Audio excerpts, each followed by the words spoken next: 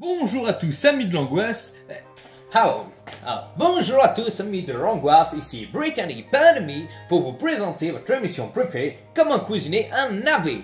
Et tout simplement, le jour, aujourd'hui, le plat, le menu, tout ce que vous voulez qui se mange, c'est Battle Dogs. Yes, avec mon accent britannique, ça fait Battle Dogs. Ça marche super bien. Ce film, il est vraiment mauvais de chez mauvais. Des effets pathétiques, le film marche très mal au début. Mon cher Brittany, mettons nos querelles de côté pendant que je te pose cette seule, unique et pourtant importante question qui est tout simplement: qu'est-ce que tu fous là? Watine Maccabée, décidément, t'es pas finot. Tu ne vois pas que je présente le nouvel épisode de Comment cuisiner un navet? Non, là c'est l'oublié du cinéma d'horreur sur Psychose 2 que j'allais annoncer, du coup bah spoiler, fait chier. Donc tu peux vaguer à tes occupations et puis c'est Mr. Gold qui s'occupe des oubliés. Non, on n'a plus trop besoin de toi sur la chaîne, mais t'inquiète pas, tu restes dans le générique, donc t'as une certaine importance. On se revoit une prochaine. Mais pourquoi jamais de temps pour moi? Shit, ça me pète les puddings.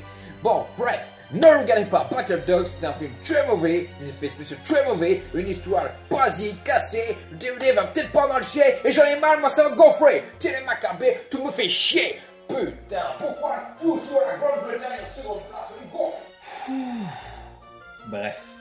Bonjour à tous à nouveau, chers amis de l'angoisse, vous êtes sur les oubliés du cinéma d'horreur, et aujourd'hui nous allons nous attaquer à la suite, assez méconnue mine de rien, d'un film pourtant culte. Nous allons nous attaquer au film Psychose 2.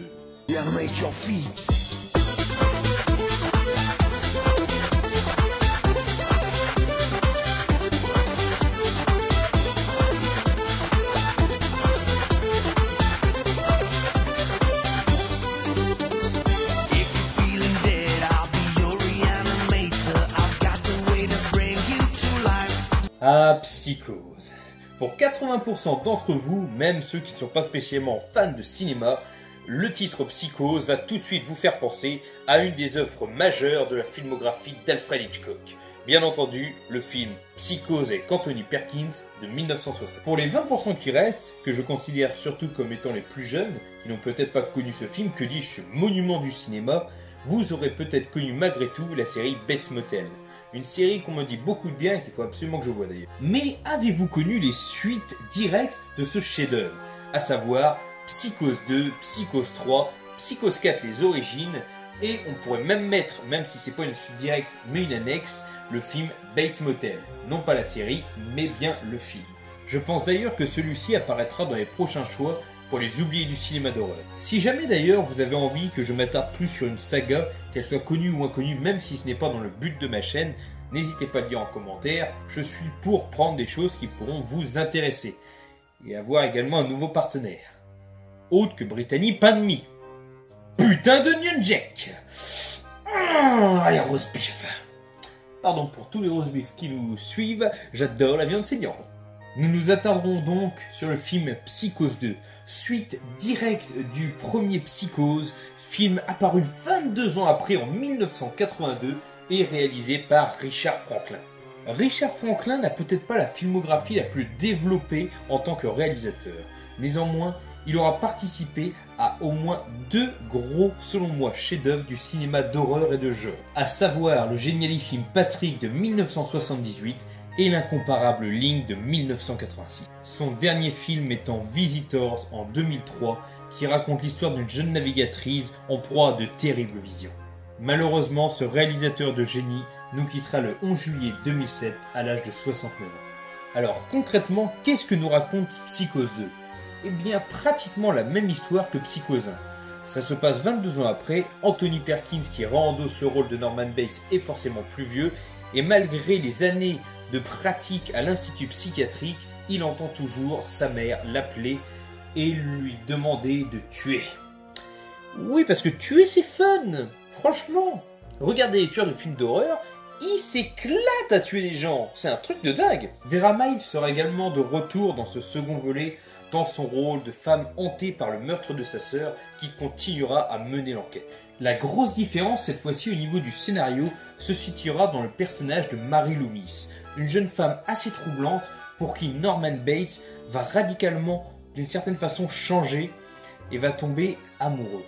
Et oui, même les tueurs peuvent tomber amoureux. La grande question dans ce film est de savoir si Norman Bates souffre du même mal pour les mêmes raisons. C'est-à-dire, entend-il toujours les voix de sa mère? A-t-il toujours un problème psychologique? Ou est-ce que quelqu'un essaye de le rendre volontairement fou et à quel profit? Là va se baser toute l'intrigue du film. Au niveau du casting, c'est avec un grand plaisir que nous retrouvons Anthony Perkins, l'interprète original de Norman Bates, qui sera également dans ce rôle-là pour le 3e et le 4e volet. Anthony Perkins, tout le monde le connaît maintenant évidemment pour son rôle de Norman Bates dans Psychose et également dans ses suites. Mais il aura joué bien d'autres films intéressants.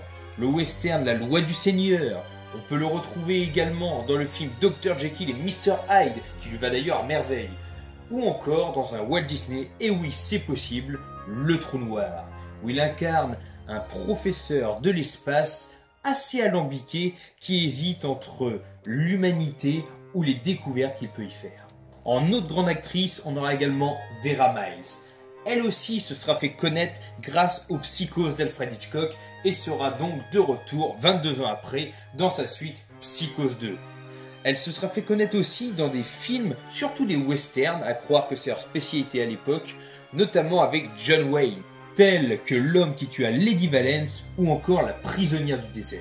Elle jouera également dans d'autres films avec de grands acteurs tels que Le faux coupable avec Henry Fonda ou La police fédérale enquête aux côtés de James Stewart. Et terminons ce trio de tête avec une actrice certes peut-être moins connue que les deux premiers, mais pas moins intéressante, c'est Meg Tilly, que j'espère que je prononce bien, qui incarne dans Psychose 2 la fille perturbante et troublée qu'est Mary Loomis. On pourra la retrouver dans des œuvres variées qui ont eu plus ou moins un grand succès, comme Les copains d'abord de 1983, Agnès de Dieu de 1985, Body Snatcher de 1993, ou encore pourquoi pas War Machine de 2017 aux côtés de Brad Pitt. Et ouais. Franchement, Psychose 2 est une très bonne suite à l'œuvre originale. Je pense que beaucoup n'ont pas voulu le voir dans le sens où ils voulaient garder l'image du film d'Alfred Hitchcock, ce que je comprends amplement. Et c'est vrai qu'on se dit, bon, Psychose, faire une suite, essayer de refaire un truc nouveau, est-ce que c'est jouable? Alors dans le principe, ça l'est sans l'être. C'est vrai que le film est très similaire au film original et qu'il manque 2-3 choses magiques.